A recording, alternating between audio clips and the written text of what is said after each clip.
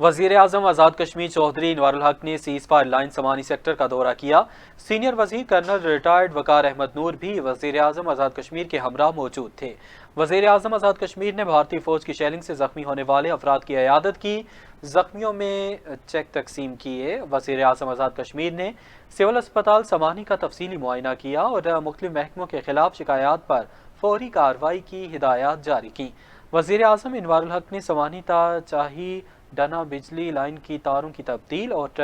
سمانی چاہی سڑک کی پختگی اور سونا ویلی تا ڈنا سڑکوں کی فوری پختگی کے لیے روڈ میپ، تمام محکموں میں ملازمین کی حاضری کے لیے بائیو میٹرک سسٹم فوری فعال کرنے کے احکامات جاری کیے، جبکہ تحصیل ہیڈ کوارٹر اسپتال میں ٹراما سینٹر کے لیے فنڈز جاری کیے اور اسپتال کو 24 گھنٹے فعال رکھنے کے لیے ڈی ایچ او کو ہدایت کی۔ اس موقع پر وزیر اعظم آزاد کشمیر کا کہنا تھا کہ کنٹرول لائن سمانی کے لوگ دشمن کے مورچوں کے سامنے سیسا پلائی دیوار کی طرح ڈٹ کر مجاہدانہ زندگی گزار رہے ہیں اور